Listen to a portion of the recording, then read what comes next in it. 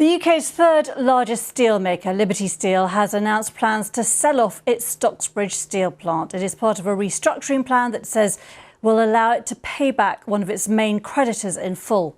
The announcement comes after a meeting over the weekend in Dubai between Liberty boss Sanjeev Gupta and representatives of Credit Suisse, whose customers lost over £1 billion when Gupta's main financial backer, Greensill Capital, went bust in early March. Let's get more on this from our business presenter, Ramzan Kamali. It is complex. It's had a lot of attention. It has indeed. And as you say, that Credit Suisse lost £1 billion. This way, by trying to sell off Stockbridge, they might be able to see off Credit Suisse.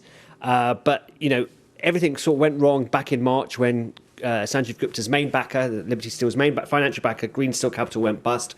We all remember the fallout from that with David Cameron, etc. So ever since then, though, he's been really struggling to refinance the business. Liberty Steel is under investigation from the Serious Fraud Office. The Financial Conduct Authority are looking at the relationship between Liberty Steel and Greensill as well. So it's harder and harder for him to get the financing that he needs. But by doing this sale, it's still anxious for the people that work for Liberty Steel. There's 5,000 jobs in total. Liberty at Stockbridge, around 760 jobs, and then two further plants that are impacted as well, about another 270 jobs as well. Tomorrow, the Business Secretary, Kwasi Kwarteng, will be giving evidence on Liberty Steel and the future of the steel industry to a group of MPs. And someone else who will be giving evidence is our next guest, which is Chris McDonald. He is the Chief Executive of the Materials Processing Institute. Chris, thank you very much for joining us. When we spoke a little earlier, you said you weren't surprised by this move. Hi, Ramzan. It's good to see you. Yes, I am unsurprised. The Stockbridge business produces very high quality aerospace steels. And I noticed that Liberty are packaging up this with two other downstream assets, a mill in Rotherham and another one in the West Bromwich. I know all of these plants really well, and together they make a complete supply chain for specialist aerospace steels. That's a really rare and valuable thing. And so it's my expectation that there'll be a great deal of interest in this sale.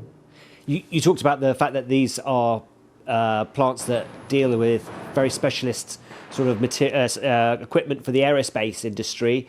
If the aerospace industry does make a comeback, could somebody be getting these on the cheap? Well, they could certainly be buying at the right time. So the aerospace market is depressed at the moment. We all know that as a result of the pandemic. And look, whilst I and my family are very much looking forward to a walking and canoeing holiday in Cumbria this year, I'm missing my week on the beach in Mallorca. And when the travel comes back again, the aerospace market will pick up again. And there are very few suppliers for these steels in the world. So it's really important that these businesses do find a good home and that we don't turn our back on them now, or we'd let our competitors pick up the slack. But for instance, one of the mills their Brinsworth mill in Rotherham, there's only one other competitor in Germany that can make those quality steels. And so, this is where we really see how vital the steel industry is to underpin our advanced manufacturing and infrastructure as well. You're not the only one missing the holiday abroad, Chris. One point I wanted to make is tomorrow you're giving evidence as well to a group of MPs as well as the Business Secretary. A, what are you hoping to hear from the Business Secretary? And B, what are you going to be telling MPs about the future of the steel industry? Well, look, I've been pleased to hear the Business Secretary confirm his support for the steel industry in the past, and this is an important change. Just today, the UK government has announced a consultation around protectionist tariffs from America. We know that the German government support their steel industry through low energy prices. The French government used public procurement.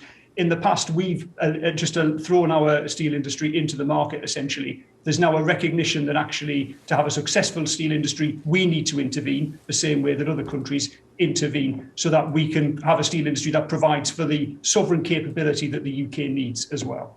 And going back to Liberty Steel, there's 5,000 jobs on the line here. How confident are you that Mr. Gupta and the government or whoever will come to a satisfactory conclusion here? Well, look, I really feel for the people there. I said I know the plants well. I've worked in Stockbridge and I understand what a really close-knit community that is. But these are jobs that are spread throughout the UK, in Scotland, in Rotherham and in South Wales. And I look at all of those facilities and I see facilities that could have a future. And I think this is the first step to create that aerospace aspect. But Liberty have rightly pointed out that their plant in Rotherham could become the UK's biggest recycler of steel. That to me is a viable strategy, but it will require investment. And I think that's a crucial conversation that the government needs to have with Liberty or with other interested parties to understand how we can benefit from that as a country. Chris McDonald from the Materials Processing Institute. Many thanks indeed. And that's the business, Geeta. Great. Ramzan, thank you very much.